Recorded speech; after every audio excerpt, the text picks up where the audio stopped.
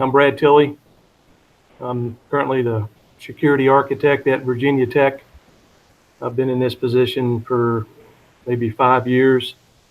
I used to be the information security officer at Radford University.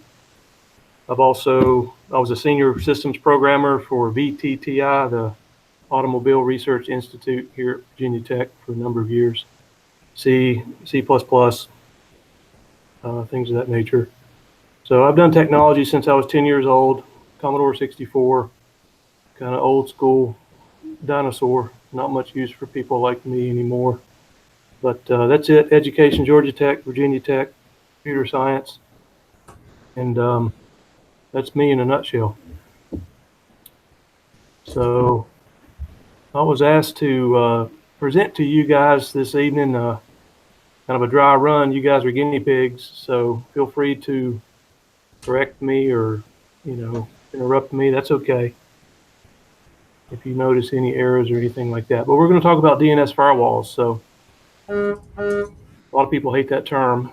RPZ is technically the correct acronym, Response Policy Zone. I don't know how many of you guys, have you guys ever heard of that? No. Okay. So we'll talk about it a little bit. It's been around since 2010. Paul Vixie, Bind. I don't know if you guys, anybody run Bind DNS servers? Yes. Pretty popular DNS server, named, been around for 35 years or so. See, first generation name server, by the way. We'll cover that, and we'll cover the client view, what clients see, the infrastructure view, what we've done here, the technology view, some of the software we've written, and lessons learned in the future. So this is a picture of a DNS firewall. It's actually what it looks like, and it's about as effective as that. So, and I say that halfway jokingly, but you may have detractors in your organization, and they'll bring this point up. They'll say, well, yeah, but it doesn't do this or it doesn't do that, or hey, what if they just use an IP address? Well, show them this picture and say, we understand what a DNS firewall is, and we understand the limitations, and just another layer, okay? It's also a pathological liar. A DNS firewall, it lies. That's why we have this picture of Pinocchio, right? So in a nutshell, that's the DNS firewall. It's not very effective, and it's a pathological liar.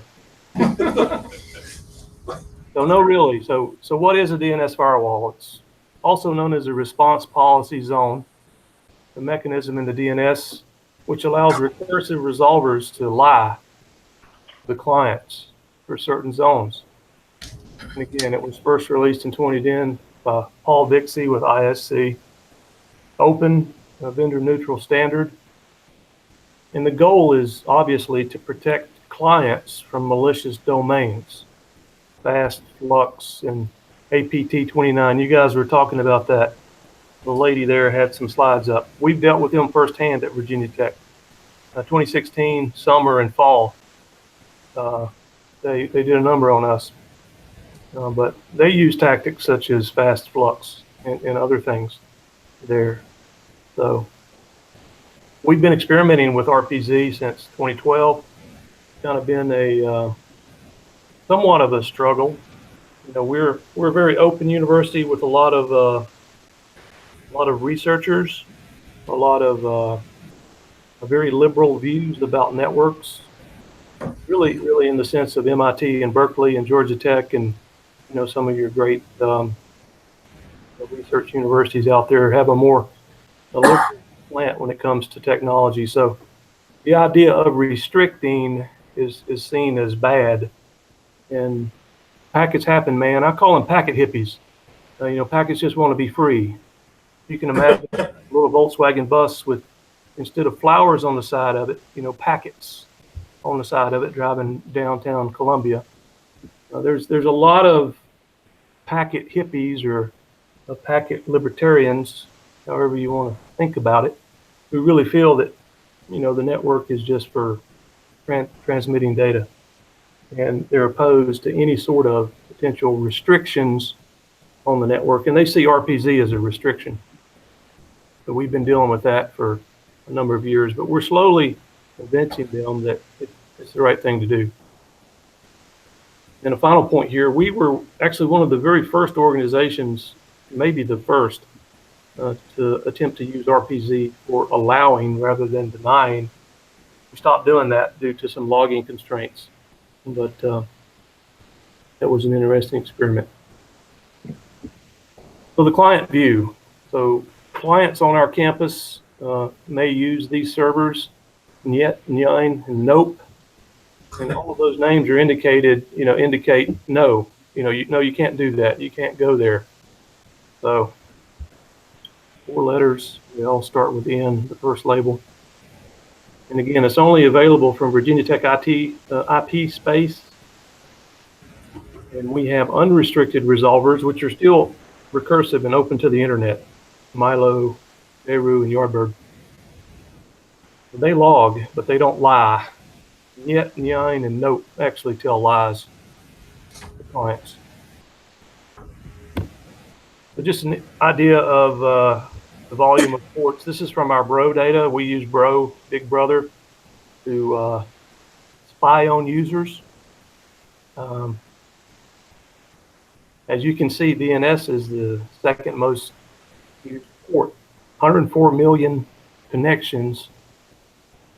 September the 4th. So it's pretty popular. One day? 9/4, September 4. 20-something hours? Say again? Like 22 hours, is that what that's saying? 22 hours and 26 minutes? That's correct, yeah. That was the rollover before, 2359. Probably slightly higher than that, but not significantly. So DNS is a lot of people use our DNS resolvers across the world. And we're still open recursive to the world on these bottom 3 here, Milo, Jeru, and Yardbird. A lot of state agencies in the Commonwealth and others use those 3 there. And those 3 resolvers have been up and running for, 30 years, roughly. So pretty popular. So the redirected client view, how does it work in general? Just a high-level overview. You have step 1A, a client at Virginia Tech performs a DNS query for a bad site. The RPZ DNS server will lie to the client in the response. Tells the client that really it wants to go to safe.iso.bt.edu, place to be. So the client actually lands there and never communicates with the bad site. So in a nutshell, that is a DNS firewall. That is RPZ. So at your DNS layer, tell lies. And it's a white lie. It's a lie intended to help. Kind of like taking scissors away from a child.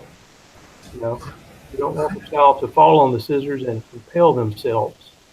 We don't want our users to lose data and become compromised or run Bitcoin miners and things of that nature.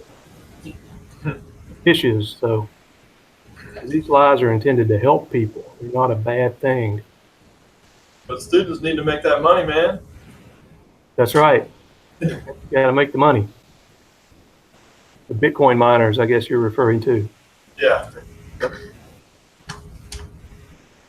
Here's a picture of the redirect landing page. So, and we're probably going to get rid of this one day. But currently, if you're using HTTP and we tell your client a lie, you will land here. And you'll see that we've lied to you, and you'll see why. And we tell you what to do if you think that we've lied to you and it's a mistake. The reason we're going to get rid of this is because of HTTPS, HSTS.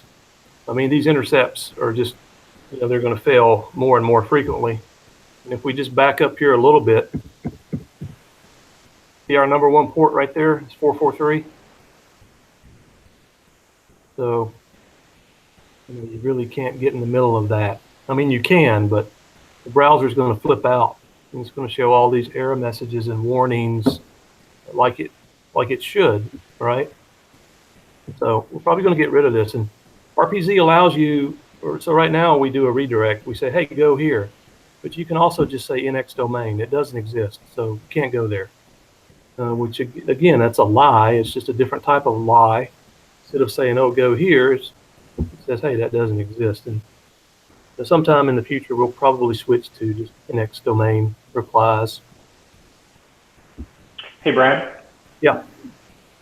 We did have a question that went back to the allowing versus denying, and it was a default allow all versus how that was done.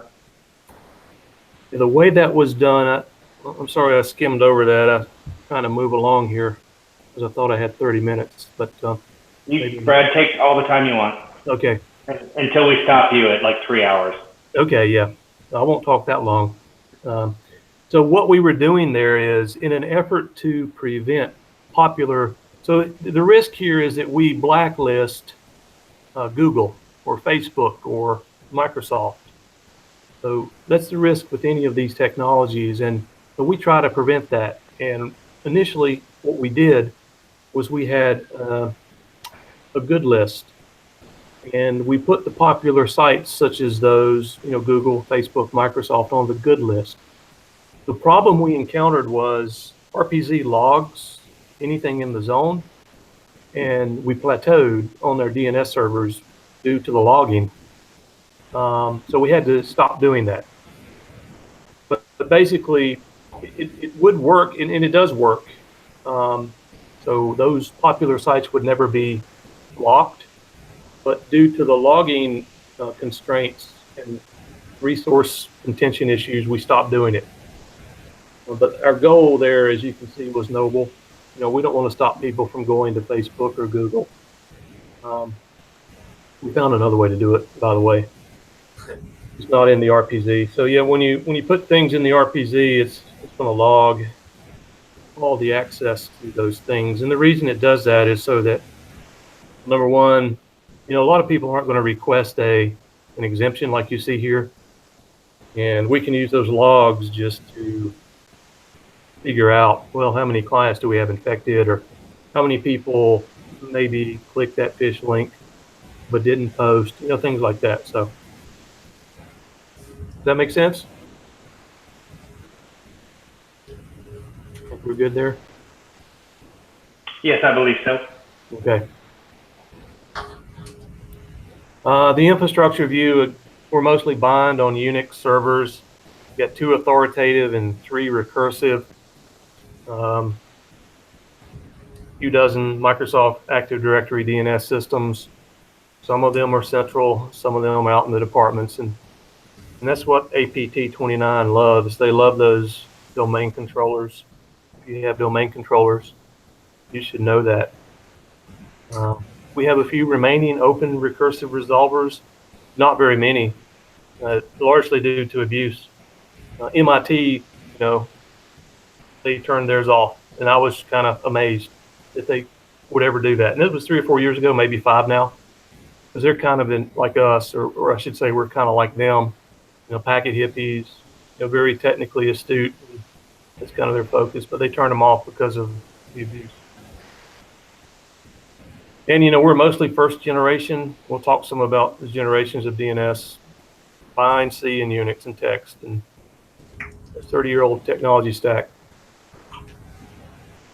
So high level here view of the infrastructure. You've got internet and Virginia Tech clients. Think of these as laptops, Android devices, iPhones, desktops all around the world. And they're talking to Yardbird, JRU, and Milo. That's our open recursive resolvers. And they're also the masters in DNS terminology. And nomenclature, which are our authoritative DNS servers, slave to them. So other DNS servers on the internet talk to nomenclature. When they don't have an answer in the cache, they say, hey, where is brad.bt.edu? And nomenclature say it's here. And finally, Niet, Nine, and Nope are similar to Yardbird, JRU, and Milo. And they slave to the RPZ master serial, which is what Jeff and I run. And we control the zone, basically, the zone of bad data. And Niet, Nine, and Nope consume that. They're slaves, so they suck that down when we do zone updates. And clients at Virginia Tech point to those resolvers, and those resolvers tell lies to those clients to help them. Pretty simple. Any questions on that? Nope. All right. We work with our campus partners. Our network infrastructure and systems maintains the DNS servers and the process in general. They are our host master. And we are the ITSO. We maintain the security feeds in the master DNS server, which we just discussed. Other campus departments who have their own DNS, and many of them do, particularly the people with Active Directories, they can forward queries to us, or they could transfer the block list from us. So that's their two options there. They want our protection at the DNS layer. So the technology view as we move along here, our goal is high quality blocks, low false positives. Ultimately, we want to prevent infections, phishing, and drive-bys.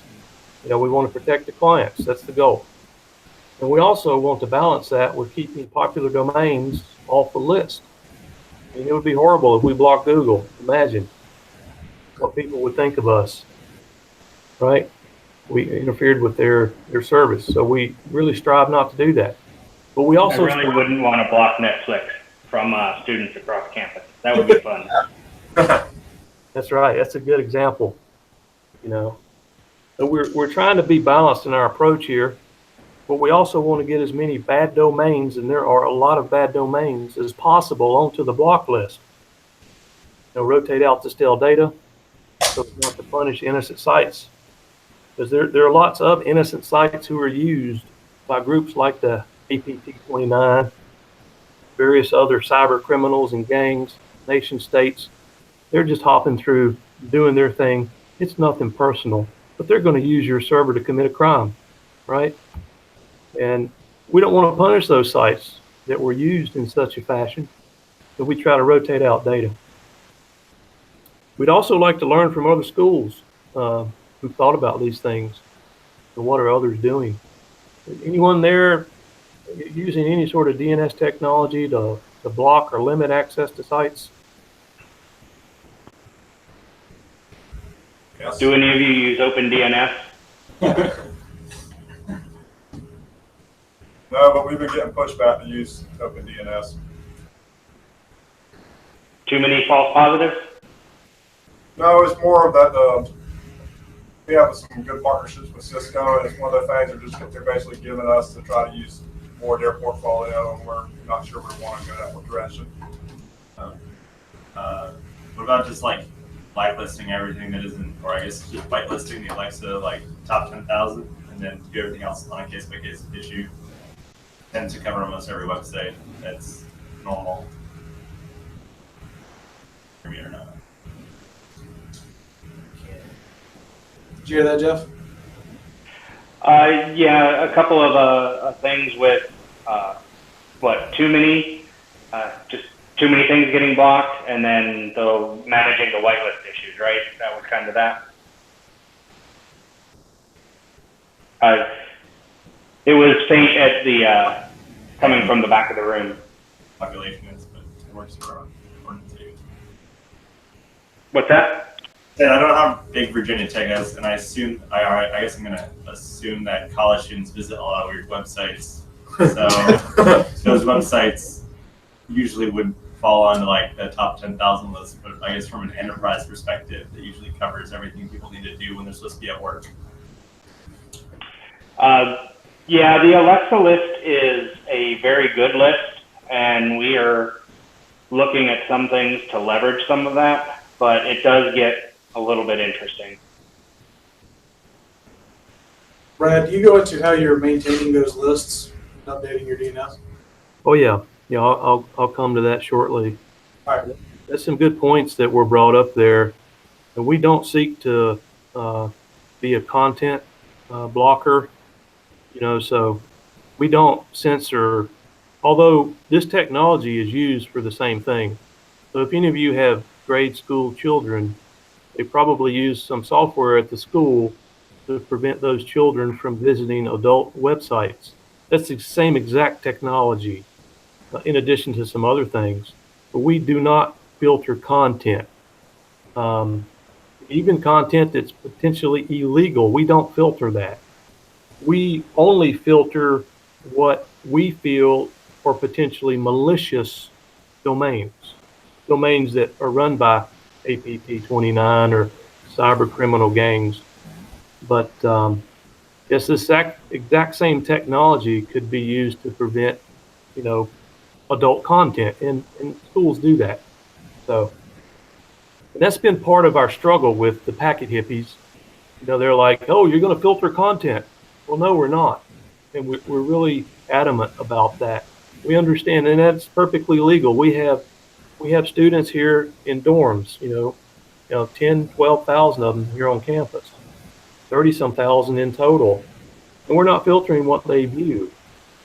And even when that's potentially illegal, if it rises to the level of a law enforcement issue, they'll come to us. But proactively, we don't do that. So we've been very sensitive to that issue here on campus. But organizations, corporations don't care, right? They're like, well, why should users go to adult websites? They should be working.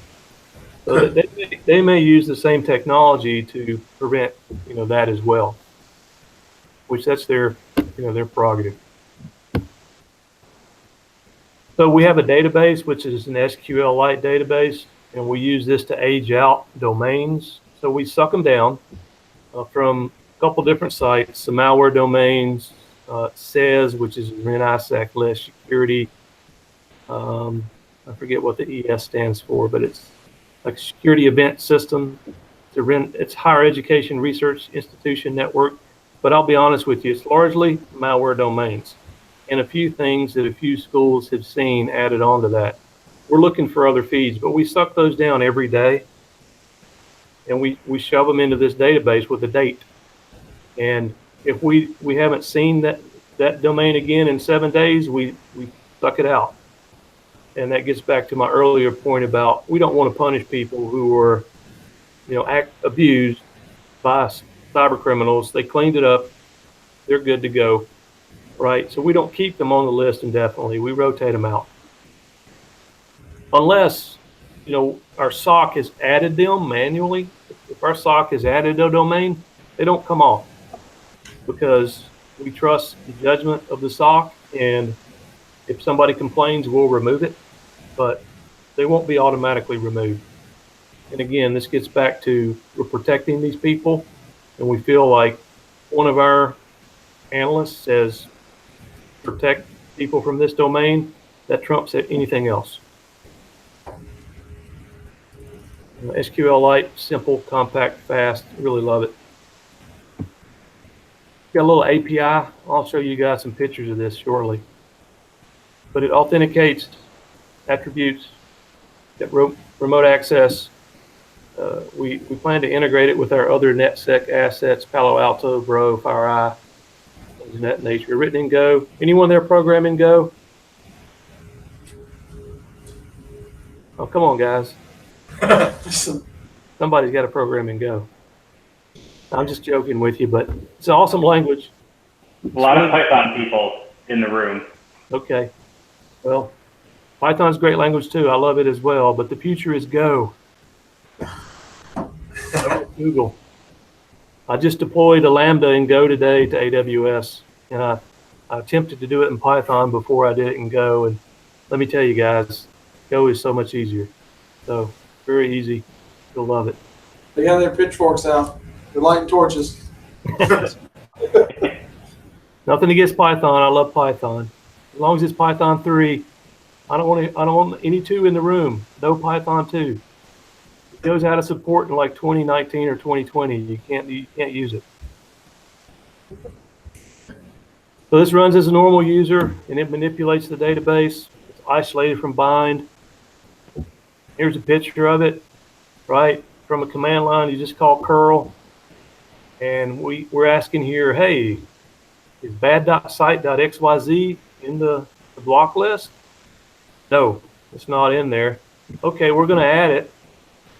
So instead of notice here we did a get. You see the get? Okay, it says it's not in there. So then we post, do a post, and then we do another get right here, and we see, oh, it's in there now. That's when it was added. So in about 3 minutes from the time of adding it, the recursive resolvers are going to pick it up through a zone transfer, and clients will be protected, and the DNS won't let them go to bad site XYZ. It will lie to them. Say, no, you can't go there. You have to go here. DNS diff, that's a little program that just, again, it's written in Go, and it monitors this database that we just described for changes. And when a change occurs, it reloads bind. And it does its own transfer with Nyet, Nine, and Nope. So this won't be needed when we switch to core DNS. Right now, we're running bind ourselves. We're going to switch to core DNS probably sometime this fall. That's written in Go too, by the way. It's a 3rd generation DNS server, and it will just do this automatically. But right now, we need a little program to handle that. The feed sources, we talked about this a little bit. Malware domains, NISAC says, ransomware tracker, Zeus tracker. I'm working on NOD too. Have you guys heard of NOD? It stands for Newly Observed Domains. So a company called Farsight, they sell feeds, but I can get one for free, I think, by giving them information. But this is a really cool technology. So everything we've described to you so far, it's always reactive. You know, like Jeff and his team, they'll see, you know, a fish, or they'll see people fall for something. They'll put it in the RPZ to protect those people. We'll tell lies to protect those people. But we've always got victims before we do something, right? It takes at least 2 or 3 people, realistically more, before we act, right? Well, we want to get ahead of that, and NOD will allow us to do that. So what it is Paul Vixie, ISC, started a company called Farsight. And as domains are added to the domain name system, it's like 86% of newly created domains are malicious. There's research data that shows this, right? Well, who is it? Well, it's this APT29 group and these other cyber criminals or nation state-backed actors. You know, they set something up like virginiatech.eu, bt.eu, right? Well, that's the European Union. That's not edu. And then they'll send a fish out, and they'll impact our users. They'll steal credentials, and they'll log into our VPN or whatever and do something bad. And then we have to deal with it. We don't like doing that, right? Well, the newly observed domains would prevent that entirely. It's a feed of newly created domains. So you would proactively stop bt.eu from being abused. Because basically, we'll get back to telling lies. You tell a lie for newly observed domains. You say, hey, that's over here. Right? So the clients never get to it. And after a certain period of time, 3 or 4 days, maybe a week, maybe a month, I don't know. Then, Brad, we have some people who work at banks that are there. And I know in us talking about it, you mentioned some places doing at least a week, if not more, especially banks. yeah, they asked for that. Right now, the upper limit was 24 hours. Of course, that's from Farsight, but I could control that because I could put it in my database that I have with a date and just roll it off whenever I wanted to. So I don't really have to honor, what Farsight tells me. if I wanted to be more cautious. But anyway, most of these new things are bad. The vast majority, I shouldn't say most, I mean, the vast majority are bad. They're registered for a year or less, and cyber criminals trying to abuse users. So we're looking at getting a feed here. Thing is, it's about $25,000 a year for an organization of our size. But if we get. So we're thinking of shipping them some DNS data, anonymized, so that we can obtain free access to their feed. And finally, we have the manual and the API where our other NetSec assets can feed these, the RPZ. And we'd like to learn about other high-quality sources of threat intelligence from anyone. Does anyone there use threat intelligence sources? Yeah. What are you guys using? Well, we pull most of ours down from DoD HQ and DOE HQ. Can the DoD what? DoD HQ.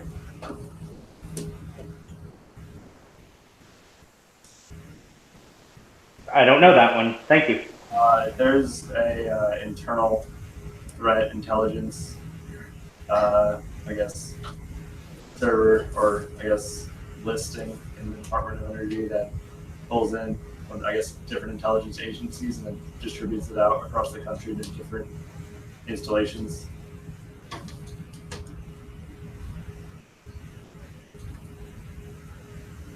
Cool. Thank you. Yeah, that's good to know. We're all the time looking for better sources, talking to other people. So the future here, as we wrap up, right now we're on bind. It is an old system, 30+ years since the. Played some with Power DNS, which is a nice system, but I decided just to leapfrog to core DNS, 3rd generation, cloud and container first. We're going to move everything into Docker and run it in AWS, and I feel very confident about that. Again, we want to obtain more and better quality, higher quality feeds, and continue to refine and perfect the logic and the statistics. The lessons learned, it's worth the effort and cost. We have prevented a lot of compromises, a lot of high-profile compromises from some of our senior directors, some of our major research institutes. And how do we know? Because they've asked for exemptions. Yeah, they click the link and they say, hey, this is not really a fish or whatever, but it was a fish. So this has paid off multiple times, over and over again. What did we wish we had done differently? I wish we had thought, we're a small team here, me and Jeff and a couple others, but we don't have a lot of resources. So that's part of the reason why we didn't think ahead as much as I would have liked. But had we, to do it over again, how do we collect and visualize statistics better? How do we measure the effectiveness better, rather than knowing, hey, this vice president, we just saved a vice president. Well, that's awesome, but it would be nice to measure effectiveness, so the accountants and the auditors and the managers would, they love graphs and charts. How do we mine the redirect data to find other issues? And we're starting to do that more. How do we integrate with other NetSec assets? We're starting to do that more as well. But those are the 4 things I would have thought more about if I had it to do over again. Finally, I would say be prepared to deal with detractors, especially if you're at a large research university. The packet hippies, they're out there. And you have to really convince them. And as I said earlier, I've been doing this since 2012. And the technology is easy and it's simple. And we still don't have this as our default on campus. We've probably got about 8 to 10,000 clients using this system.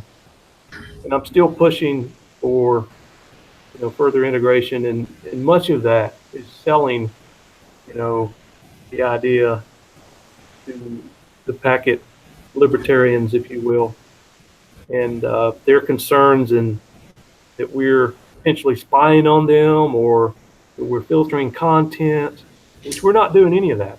And, we have to continually convince them of that fact. We don't have time to do that, and we don't want to do that.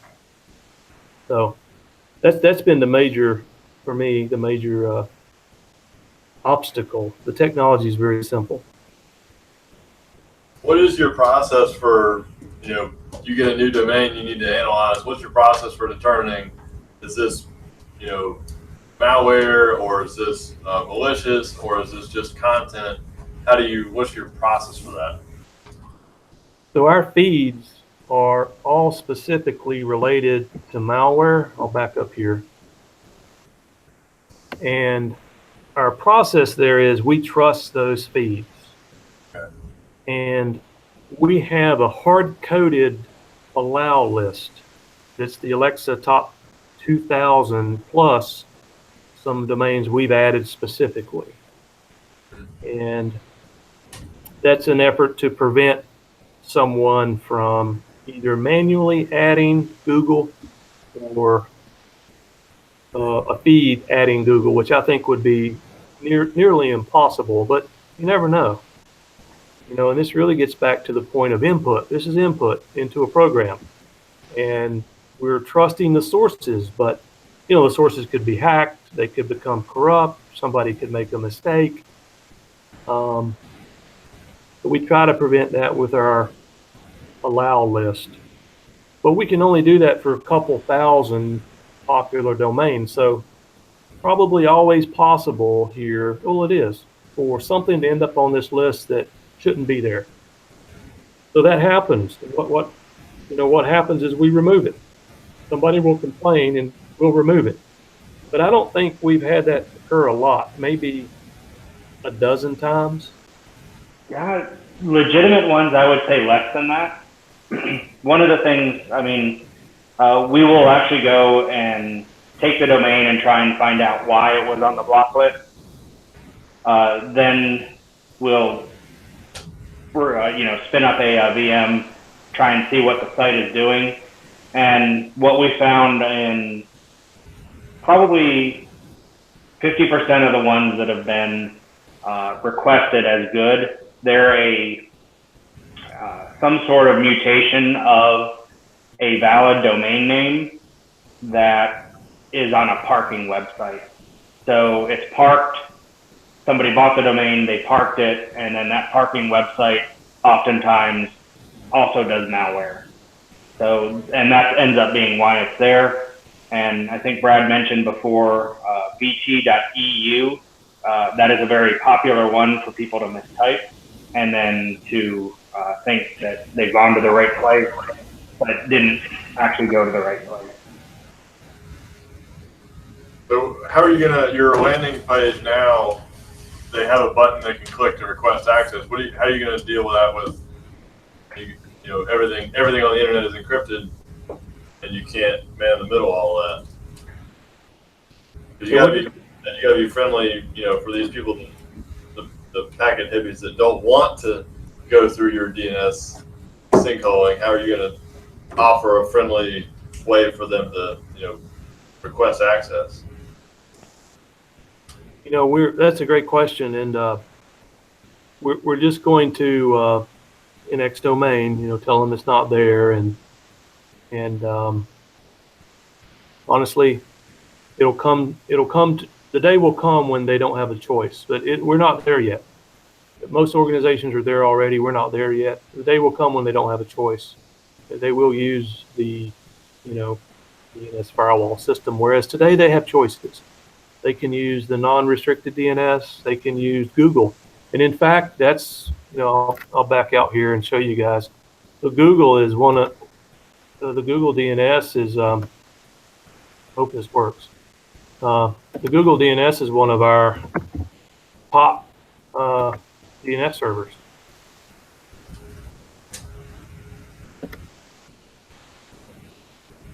Yeah, so you don't, right now for most of the agency, you don't restrict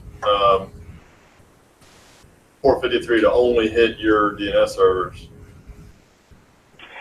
No, so again, we have about 8,000 clients, including the campus Active Directory servers. But we've got, 32,000 students that aren't necessarily using that, and we also have departments that choose not to use that either. Yeah. DHCP is VPN and DHCP are probably our next two places that we're going to try and put emphasis in that it would be good to do. So if you come across the VPN, you get the blocking or you get the firewall DNS. If you get a DHCP address on campus, it would be good to also provide that as well. And those are probably the two biggest wins and probably the two biggest places we could get a lot of actual blocking of bad stuff happening. Are you guys worried about DNS Crypt for malware? TLS and other things. Well, I'm not worried about it. I'm glad for it, honestly.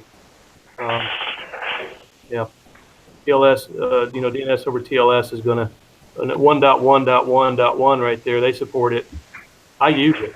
I use it in my office here because I don't want Jeff spying on me.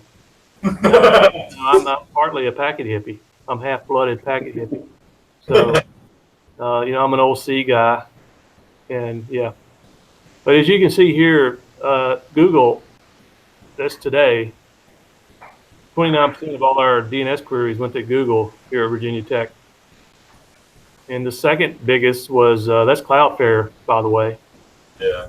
That's who I use because they support TLS. And then we fall in here. These are Virginia Tech, the rest of these addresses. That's one of our main recursors right there. But as you can see, it's just 12%. Right now, people have choices, so they can use various. We don't prevent that, but one day we will. When, I don't know, probably within 5 years. So. Who names all your servers? Thank you. Brad named our RPZ servers, and then the rest of them, the DNS servers, were by our central networking group, or NIS. How are you delivering the service to your clients? Like, what? So somebody wants to use it, but they're not tech savvy. How are y'all handling that? We really don't have. You mean like an end user somewhere that doesn't really know what's going on if they get redirected? Yeah, or how do they start using your service? Oh, okay. Well, they just configure their the client to use our resolvers. Okay, so that's the main. Okay. Yeah. So he's here at the bottom. Yet and Yan and Nope. So if you're on campus, because currently you can't talk to those off campus. If you're on campus, this guy here, you just configure your client to point to those resolvers. Corey, I think one answer is that a lot of the end users have a departmental IT staff, and it's usually the departmental IT staff that talks to us and decides that they want to use these, and will go and they'll implement that in their images that they deploy, and then push them out maybe as a NetSH PowerShell script to the clients to change them all. All right, that makes sense.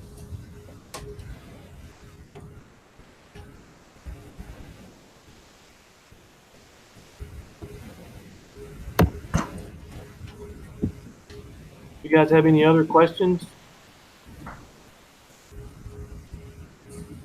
Good to go. I think you're still mad about the Python comment. I'm sorry. Not in Python. I think it's an awesome language. Hey, Brad, I had a question. I saw that you guys were moving to AWS. What's driving that change?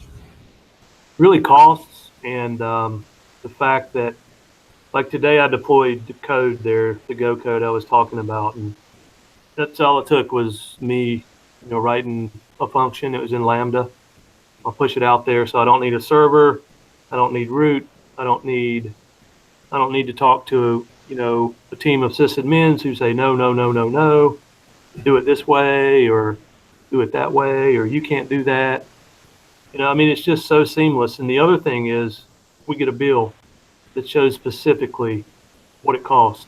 So I can tell you down to the penny what this service that I deployed costs. I can't do that today in our data center. One. Would you ever look at maybe using like a more commercial DNS, I guess, firewall like Cloudflare, or what Cisco sells, or like InfoBlocks? Yeah, we would, and I think if it weren't for the, I don't really know a better term. That's why I keep saying packet hippies. If it weren't for the liberal-minded network architecture that we have here, I definitely think we would talk more with, OpenDNS, Cisco, InfoBlocks, and people like that. But due to that nature, that very liberal, technical nature, we've not done that. We want everything to be open source. We want everything to be free, at the cost layer and at the accessibility layer. And due to that, we've just done open source things on commodity hardware. That makes sense. Thank you.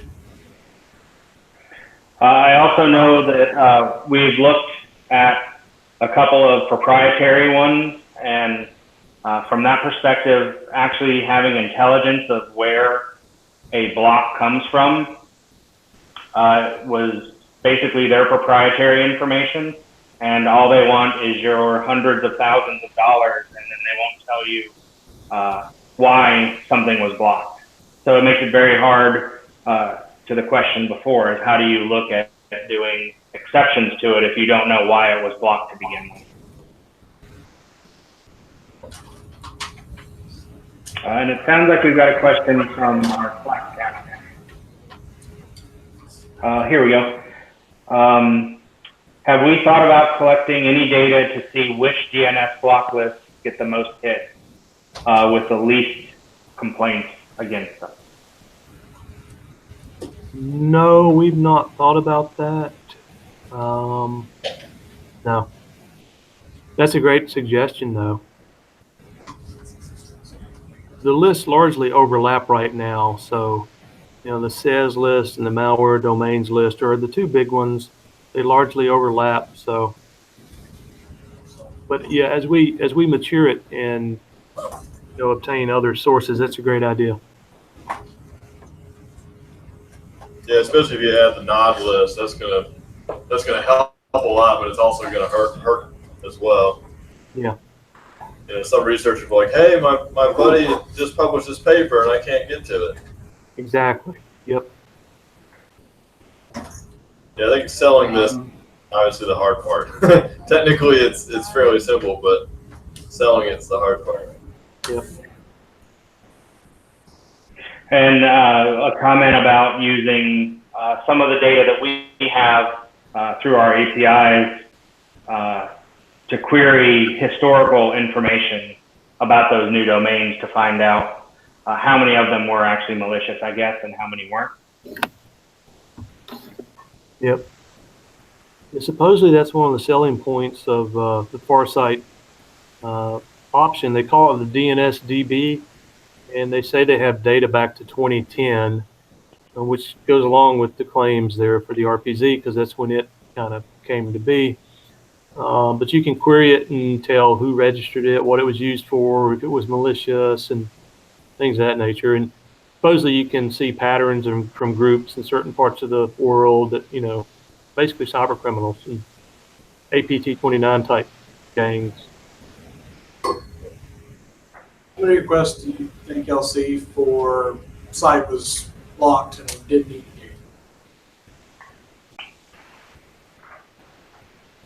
I missed that. How many requests do you think you get is for adding exceptions that are incorrect? That are incorrect? Right. I think I would get back to what Jeff said earlier. Probably half of the exemption requests, or maybe more, are false. That they shouldn't request exemptions. I think I've only seen maybe a third of those requests that is legitimate. Yeah, I would. No. I'm sorry. Go ahead. No, go ahead, Jeff. I said users just don't realize, they don't know. I would say probably the 50% are in the category of clicked on something that looked like it was right, but it wasn't right. And then probably another half of that, or the next 50%, so 25% of the total, are those where it may be a legitimate site, but it does have a shared hosting environment with something that has been sending out phishing emails. And that's been the biggest thing that we've seen, especially in the AWS world. There's a particular East Coast host that for the better part of a year and a half was sending spam messages. And whenever anybody would happen upon that host as being kind of shifted to it, they would be blocked until AWS shifted them to something else.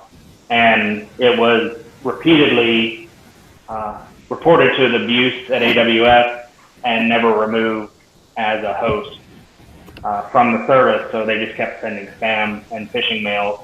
And whoever happened to come across that IP address was in for a bad day. And then, Brad, back to the question about looking at historical information. I guess that was, I misinterpreted that, and it's more, I guess, do we ever go and look back and see, once a site has been marked as malicious, who visited that site in previous times? Yes, we have done that. In particular for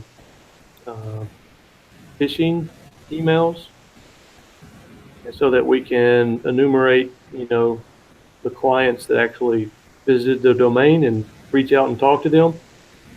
I don't think we do that a lot. We plan to do it more. Again, it's a resource constraint. But yes, that's a great way to use this data. We just recently got the data into our, the redirect data into our central logging service, so that we can, over time, see better the clients that are hitting the zone, the block zone, and maybe reach out and talk to those people and find out, is there a bigger issue, or are they just clicking stuff, or, what's going on there. And then there was a comment along those lines about the abuse CH threat feeds. They believe they're excellent, and they also have ratings on them about false positives and the risks that are involved with that. Okay, that's great. I wonder if that list is very, very new or kept up to date, the abuse. It's abuse CH, so it's actually the Zeus and that, but they expanded their list to add a number of other sources as well, if I'm not mistaken. Okay. And, so there are some others that they're looking at above and beyond that.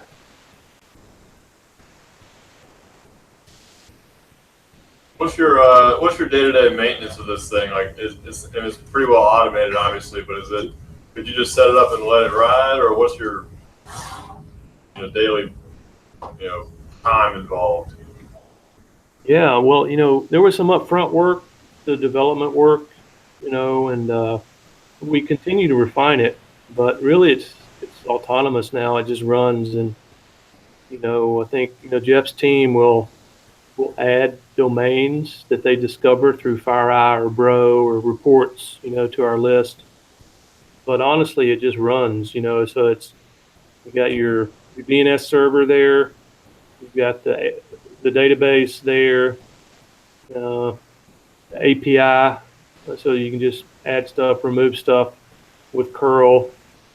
Yeah, I think today it's probably really simple and really trivial, but there was a lot to get to that point. You know, we had issues. So I'll give you one example. Labels. Jeff may remember this, but it used to be that they would kill bind because, you know, well, the DNS label can only be 255 characters, or I think technically it's 253. Anyway, so when we appended our zone onto it, our block list zone, it would go beyond that, and it would cause bind not to reload. And we had to write some more code to prevent that. And again, it gets back to this is like an input system. You know, it's like any sort of application. When you know the input you take could cause you problems, as you guys know. So, you know, once we fixed those little things and got everything running, it's really low maintenance today. Whoever. Just quickly to add to what Brad said, apparently the registrars were registering domains, or they were allowing within their DNS domains that were longer than what the DNS servers themselves could handle. And so you would have like 32, like www is a label. You would have 32 to 64 labels in front of that were, you know, 64 characters in length. And so they were trying to overflow that blocking capability. And there was I guess a question from the group. Have your DNS servers ever been compromised, or you ever had any issues during the early development? No, I have not. They've never been compromised, to my knowledge. You know, we try to do everything least privilege, and all of the stuff that we discussed, DNS diff, the RPZ API, the database, all of that runs as a normal restricted user. The only thing that does not right now is bind itself, you know, the DNS server. And we're going to, when we switch to core DNS, we're going to run that as a normal user as well. So, yeah, we're very big on restricting access least privilege. I just reshared my screen. I don't know if you guys can see that. No, it did not come up. I don't know if that made a difference. Anybody see that? No. Corey may have to do that.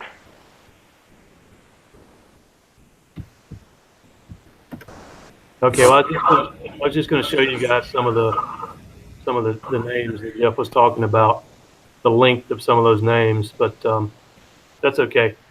Just imagine some domain names that are just very, very long, and they all start with PayPal or whatever, you know, Amazon or Microsoft. We have a question in chat. Are these lists updated and loaded into your database in real time or manually? So that's a good question. The feeds are more granular than what we insert. So we insert every day. So it's kind of like a batch process. But you could follow it like every hour and insert, you know, every hour as they update it and remove. But we have a daily process. So just think of this as you get a bad list, and every day you put it in your database and you pull stuff off of it every day. And then they kind of followed that up with the question, and I think you answered some of it. So real time or manually, and is there a way to catch a good site that gets hacked and starts spewing malware?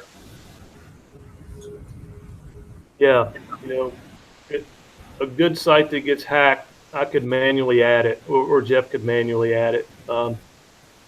Although it wouldn't be easy for anyone else to do it. So if you say like google.com, so we have logic in the code that prevents any domain that ends with google.com. I mean, it could be anything from being put on the block. And if, let's say, something.google.com needed to go on there, I could manually add it. And the reason we do that is we're err on the side of we don't want to block google.com and or any of its subdomains. So we make it really hard for that to be blocked.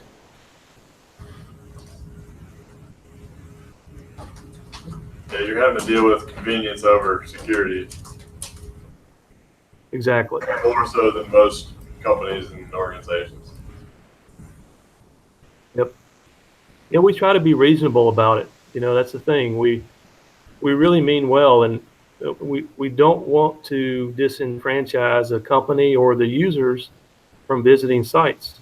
You know, so we put a lot of thought and effort into not harming people while at the same time trying to protect them.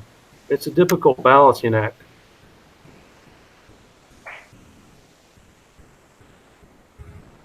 Cool. Anybody got any more questions? Well, give them like stairs. So I think we're good. It's about 8:15. So Brad, very good presentation. I think everybody was enthralled, to say the least. Thank you, Brad.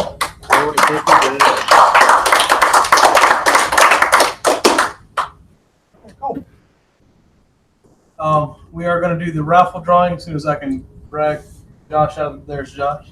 Let me get the number range real quick. Oh.